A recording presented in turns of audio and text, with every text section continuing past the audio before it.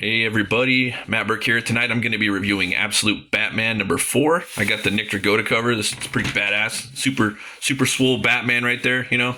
Super swole, bro, dude. Everyone is saying that shit, but it's cool. It starts off with Bruce in court, man. He's about to talk to Joe Chill.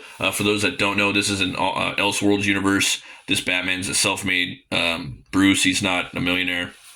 By now, people kind of already know that. It's, biggest comic book of the year. But yeah, I could start up right here. Mr. Wayne, for the court's clarification this morning, Mr. Chill was prepared to give a statement, but you requested to speak first. You said it was urgent.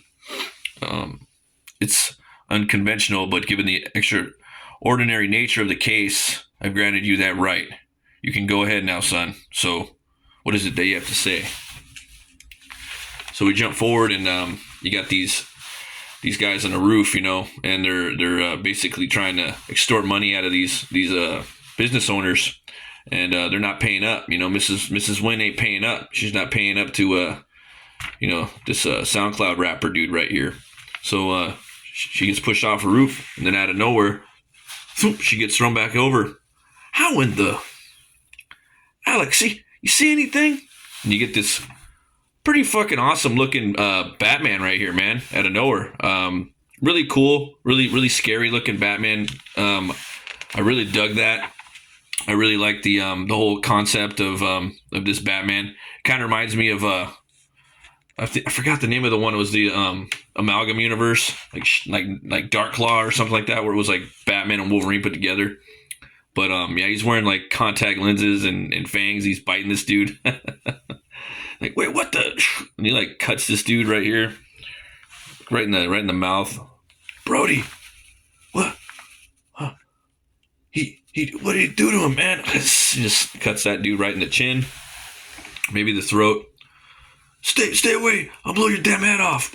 Still got the bulletproof cape right there. Batman takes the gun, and this right here is just like a pulpy Batman, dude. Then it jumps to him and his father. His father's a teacher. He's talking about this bridge he was going to make, or that he won an award for, and that's basically why they won that trip to the zoo, where his father gets murdered by Joe Chill.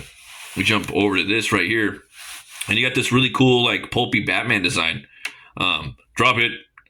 I said fucking drop it now.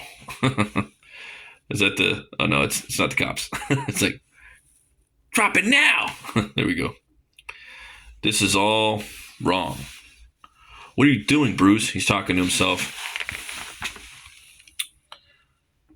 It's just bleep theatrics. That's the face paint, the voice distorter, silicone fangs loaded with paralytic. And this, they're street criminals.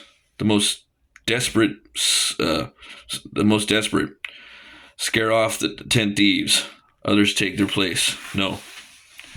It's not enough. Batman needs to do more. So he starts lifting weights, Think bigger. So build him bigger, Bruce. And then you see all this, these locations, throughout the eastern seaboard. And so that kind of alludes to Gotham City being somewhere over there, in New England. For me, I always think that Gotham is it's definitely New York, The pipeline comes from Florida, where guns and farm laws are looser. They call it Orange Blossom Special. 80% of illegal weapons ride into Gotham. The gangs in the roads get almost all their guns and pills on the OBS. The material comes up through produce trucks because weight records are less exact. Citrus mostly. They say the guns smell like oranges when they fire. All of it comes to Gotham through checkpoints run by the Maronis and the Falcones. So you got to have the Maronis, you got to have the Falcones. This artist, I think he's pretty good, and he serves the story well. He's kind of got that, that feel of like the Batman Year One. I forgot the name of the artist. Machiavelli. I forgot. I can't put my finger on the name. Obviously, Frank Miller wrote it, but I always forget the artist that drew Year One. This guy's pretty good though. I seen his Instagram like a few months back. I knew that they were gonna jump into Bruce's origin for this one, but for some reason, I don't know, man. I kind of wish that that they would. I don't know. I guess he works. He's okay, but Dragota's a beast too. But I would like to see like some really big like top tier names on this book. Like Daniel Warren Johnson. Maybe it would have been really cool. Maybe Nick Pitara. He would have been pretty cool to do some of this. And then you have other names like Kenneth Rocafort. He would have been cool. A lot of really kind of big names out there. I think they could have put on this book. I know this book's been in production though for probably close to a year though, because they got to backlog and get everything going. But I think now maybe for some of the new books, because let's just face it, Absolute Batman's a fucking hit. It's going to be like the biggest book for a while until Hutch 2 comes out. So I kind of feel like I would like to see some more bigger names on drawing some of the universe, because they're going to expand this universe. It's going to happen. They're going to have a Bane book, probably going to have a Joker book, a Poison Ivy book, kind of like they did with what was it, White Knight by Sean Gordon Murphy, and this one's way fucking bigger than that. So I know they're going to milk this puppy, like there's no tomorrow. Seems funny. He's got a electric toy car right here. It goes underneath this van right here, a semi. They're just too damn large to take down. And when you first look at it, you think it's the Batmobile. It's really, really funny writing, the way you set this up.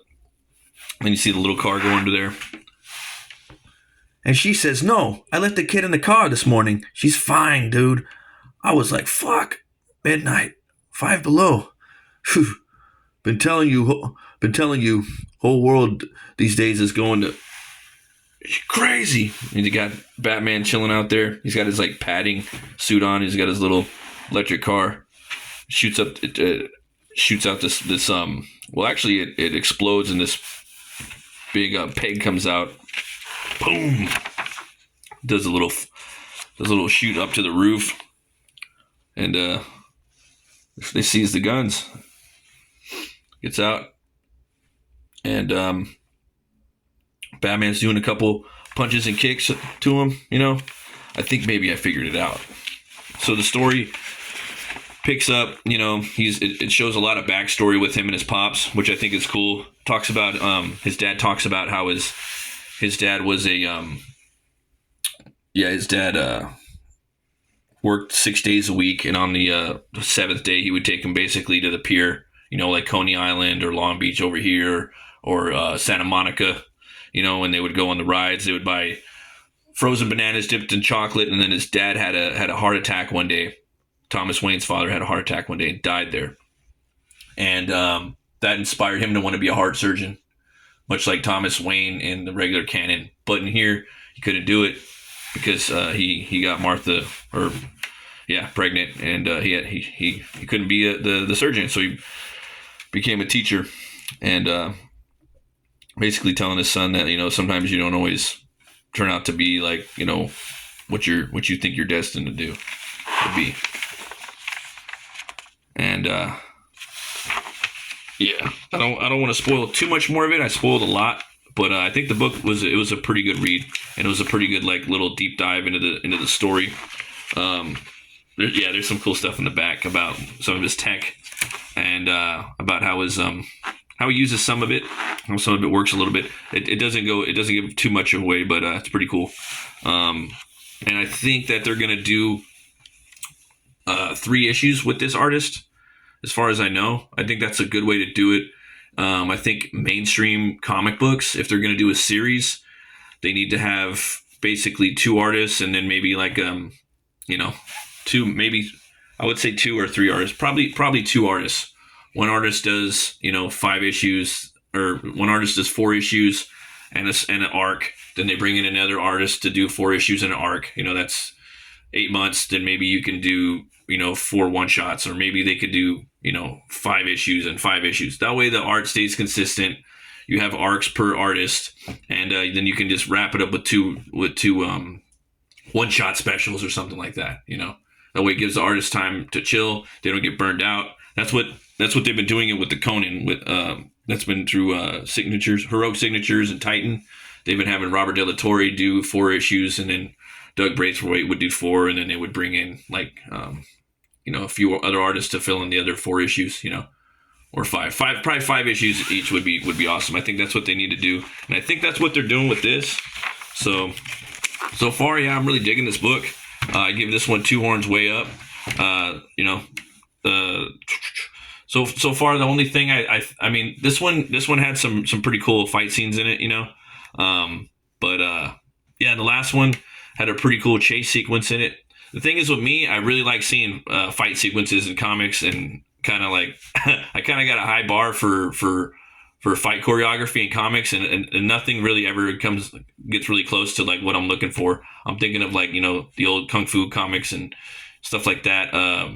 Legend of Luther Strode by Trad Moore. That shit goes hard, man. The fight scenes in there are badass. But this is cool, man. Check it out. Everybody, thanks for watching. Always remember to be bold, be brave, and roll the bones to know your role. I'll see you guys next time. Bye-bye.